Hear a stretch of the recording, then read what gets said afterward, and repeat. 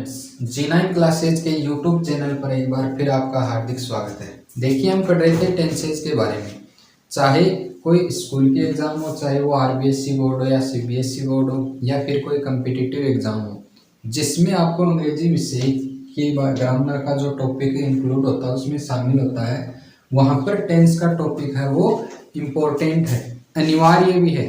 इसलिए आपको टेंस आने बहुत ही ज़रूरी है। टेंस हम तभी सीख पाएंगे जब हम उसका जो बेसिक लेवल है, टेंस का जो बेसिक लेवल है वो हमें पता हो, क्या उसके कॉन्सेप्ट होते हैं वो हमें पता हो। लेकिन यदि हम किसी चीज़ को नीचे से उठाकर यानी बेसिक से पढ़ेंगे तभी हम उसके बारे में सीख पाएंगे। देखिए, एक टेंस हो गया हमारा प्रेजेंट इंडेफिनिट, दूसरा टेंस हम प्रेजेंट कंटिन्यूअस हमने स्टार्ट कर रखा था, जिसमें हमने पढ़ा था क्या इस टेंस की डेफिनेशन होती है, कोई काम लगातार चल रहा हो या हमारे बोलते समय वो काम चल रहा हो, वो शामिल होते हैं, वो काम शामिल होते हैं किसमें, प्रेजेंट कंटिन्यूअस टेंस में। फिर हमने इसकी हेल्पिंग में पढ़ी थी, इज एम आर, इज का प्रयोग सिंगुलर सब्जेक्ट, एम का प्रयोग आई के साथ और आर का प्रयोग प्लूरल सब्जेक्ट के साथ। फिर बात की थी हमने इसकी मैन वर्ब की, मैन वर्ब की फर्स्ट फॉर्म के साथ आईएनजी या इसको वर्ब की चौथी फॉर्म भी बोलते हैं। कौन सी फॉर्म बोलते हैं? चौथी फॉर्म। ध्यान में रखना, जो भी कंटिन्यूअस टेंस है, चाहे वो प्रेजेंट का हो या पास्ट का हो या फ्यूचर का हो, और उस टेंस में कंटिन्यूअस नाम आ रहा, जैसे प्रेजेंट कंटिन्यूअस टेंस, एक आता है इसी टेंस का चौथा पार्ट जो कि होता है प्रेजेंट परफेक्ट कंटिन्यूअस टेंस। यानी आपको ध्यान में ये रखना है, चाहे कोई भी टेंस हो जिसमें कंटिन्यूअस नाम आ रहा है, वहाँ पर हम वर्ब की फर्स्ट फॉर्म के साथ आईएनजी ही काम में लेंगे। तो हम पढ़ रहे थे आगे कि जो आईएनजी स्पेलिंग रूल्स हैं, यानी आईएनजी की क्रियाएं हम बनाते हैं वो किस प्रकार से बनती है।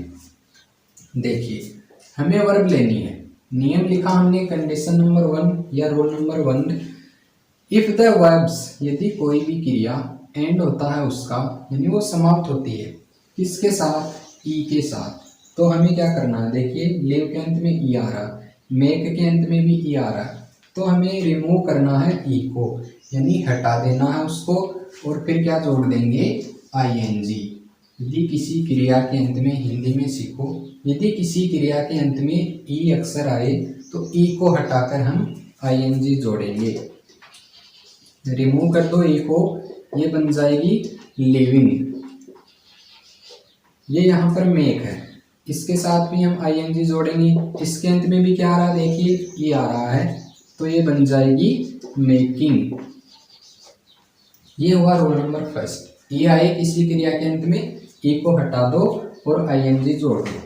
दूसरी कंडीशन या दूसरा नियम, if the verbs end in consonant plus vowel plus consonant, यानी कॉन्सोनेंट का अर्थ होता है व्यंजन, वोवेल का अर्थ होता है स्वर, फिर कॉन्सोनेंट व्यंजन। कॉन्सेप्ट ध्यान में रखना, ये पैटर्न है एक प्रकार से क्रिया का, अंतिम अक्षर हो कॉन्सोनेंट। देखिए, हमने लिख रखी है एक वर्ब स्टॉप, अंतिम अक्षर क्या है, कॉन्सोनेंट है, उससे पहले क्या हो, वोवेल हो, ओ वोवेल है, स्वर है अंग्रेजी का, कितने होते हैं अंग्रेजी में स्वर, 5, फिर उससे पहले क्या आ रहा है, देखिए कॉन्सोनेंट, तो हम क्या कर देंगे, double the final consonant, final यानी अंतिम, जो भी अंतिम कॉन्सोनेंट है चाहे वो कोई भी हो उसको डबल कर दो, फिर उसके साथ में जोड़ दो आईएनजी, स्टॉप प्लस आईएनजी, ये बन जाएगा स्टॉपिंग। एक लिखा है हमने स्विम, देखिए हमारा पैटर्न इस पर लागू हो रहा है, क्या अंतिम अक्षर क्या है, कॉन्सोनेंट, उससे पहले वोवेल, फिर उससे पहले कॉन्सोनेंट, तो इसका भी अंतिम अक्षर डबल हो जाएगा और ये बन जाएगी स्विमिंग। प्लेन के साथ भी जोड़ो आईएनजी, वही फॉर्मूला लग रहा है यहाँ पर, कॉन्सोनेंट वोवेल और कॉन्सोनेंट, इसको भी बना दो प्लेनिंग। ये हुई कंडीशन नंबर 2। देखिए आगे रूल नंबर 3, बट लेकिन, if the verbs ending H, ये अक्षर मिलेंगे क्रिया के अंत में, H Q U W X और Y, then do not double the final consonant. पिछला नियम था उस पर आधारित है, जिसमें हमने consonant plus vowel plus consonant का जो फॉर्मूला पढ़ा था वो यहाँ पर भी लागू हो रहा है। देखिए, अंतिम अक्षर कॉन्सोनेंट है, फिर आई है वो वोवेल है, फिर कॉन्सोनेंट है। तीनों जो क्रिया लिख रखी हैं तीनों में वही पिछले वाला पैटर्न है, लेकिन यहाँ पर ये नियम है, यदि किसी क्रिया के अंत में एच आ जाए, अंतिम अक्षर एच हो, क्यू हो, यू, डब्ल्यू, एक्स और वाई हो, तो हम उनको डबल ना बनाकर उनके अंदर सीधे ही हम आईएनजी जोड़ देंगे। जैसे फिक्स लिखा था, आईएनजी जोड़ दिया, फिक्सिंग हो गया। डबल ना बनाकर हम सीधे ही आईएनजी जोड़ेंगे।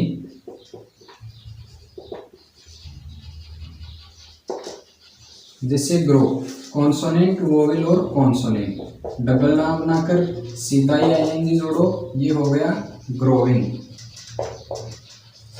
ये रूल नंबर 3, ध्यान में रखना है इन अक्षरों को, H, Q, U, W, X और वाई। अगली कंडीशन है, if the verbs end in I, I यानी अंतिम अक्षर यदि किसी क्रिया के अंत में आए आई, जैसे लाई लिख रखा है, L I E, tie, T I E, die, D I E, तब हमें क्या करना है, आईएनजी में बनाते समय उसको चेंज कर दो, चेंज इट। किसको चेंज करना है हमें, आई ई को, और उसके स्थान पर हमें लिख देना है वाई आई एन जी। जैसे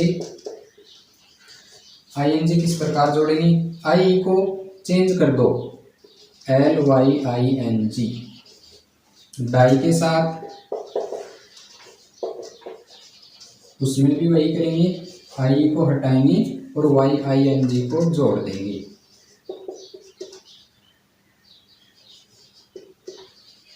टाई का हो गया टाइम, टाइम का अर्थ बांधना।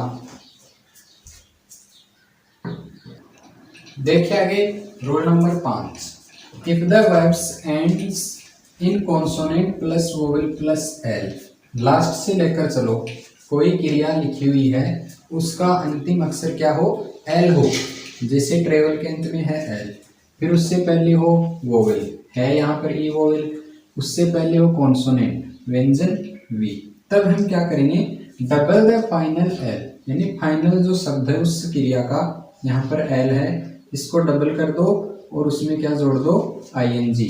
जैसे ये बन जाएगा ट्रेवलिंग, यहाँ पर हमने इस एल को डबल करके लिख दिया। इसमें भी इसी प्रकार लगेगा, वही फॉर्मूला लग रहा है, L plus vowel plus consonant, ये बन जाएगा मार्वेलिंग। ये 5 नियम हुए किसके, जो हम वर्ब की फॉर्म होती है उसको आईएनजी में बदलेंगे किस प्रकार से, 5 आसान से नियम है। अगली बात इस टेंस की वो होगी एडवर्ब्स ऑफ टाइम। एडवर्ब के बारे में आपको बताया था, एडवर्ब होता है 2 शब्दों से मिलकर बना है, एडजेक्टिव प्लस वर्ब, विशेषण और क्रिया, यानी क्रिया विशेषण शब्द जो किसको इंडिकेट करते हैं, समय को। कौन कौन से एडवर्ब होते हैं इस टेंस की, now, today, still, these days,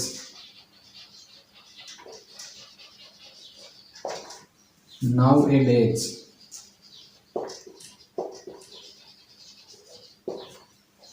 at present,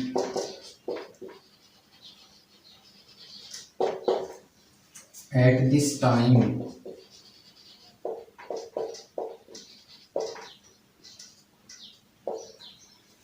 at this moment,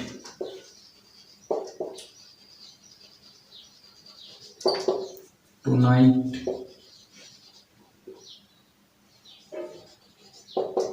this morning,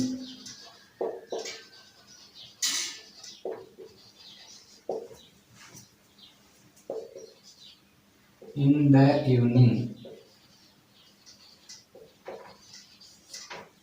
देखिए ये एडवर्ब होती है किसकी, प्रेजेंट कंटिन्यूअस टेंस की, यानी आपको कोई सेंटेंस दिया हुआ होगा और उसमें पूछा जाएगा आपको कि इसमें आप टेंस भरो। अगर आपको ये एडवर्ब्स याद हैं कि ये एडवर्ब वाक्य में दी हुई है, ये एडवर्ब कौन से टेंस की होती है, जैसे एक एग्जांपल लिखते हैं, दे, फिर ब्लैंक, फिर ब्रैकेट में वर्ब डाल दी, क्रिकेट,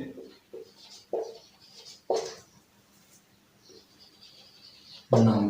साधारण सा वाक्य है। अब आपको पता कैसे चलेगा कि इसमें कौन सा टेंस भरे। अंतिम अक्षर क्या है इसका, नाउ, जो कि एक एडवर्ब है, क्रिया विशेषण शब्द है जो समय को बता रहा है कि वे क्रिकेट तो खेल रहे हैं लेकिन अब खेल रहे हैं। यानी परिभाषा के अनुसार चलो कि कोई काम हो वर्तमान समय में चल रहा हो।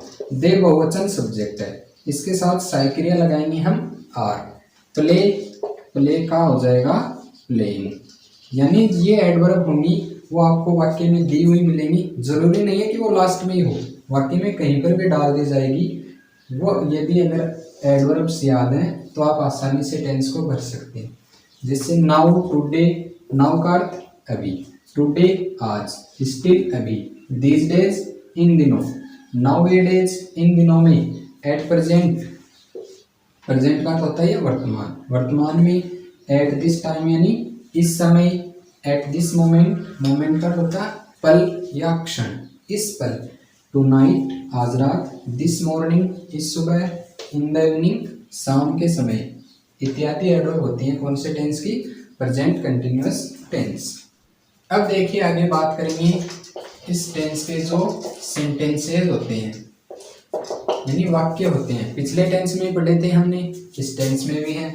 सबसे पहला वाक्य होता है अफर्मेटिव सेंटेंस, जिसको हम अनेक नामों से पुकार सकते हैं। Positive sentence, simple sentence, assertive sentence यानी साधारण वाक्य।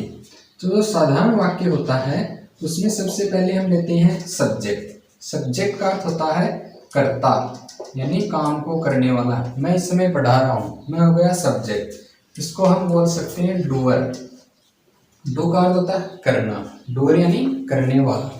सबसे पहले सब्जेक्ट। अब देखिए जो हमने प्रेजेंट इंडेफिनिट टेंस पढ़ा था उसके जो साधारण वाक्य थे वहां पर हमने क्या किया था, सब्जेक्ट के बाद में हमने सिर्फ डायरेक्ट क्या लगाई थी, वर्ब की फर्स्ट फॉर्म या उसके साथ एस या एस।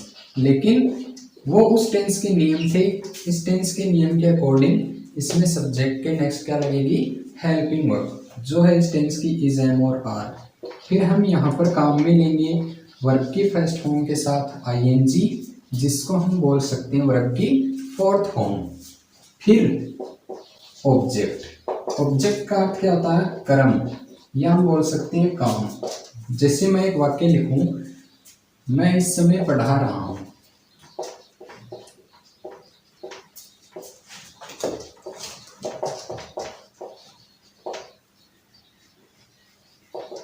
देखिए मैं इस समय पढ़ा रहा हूं।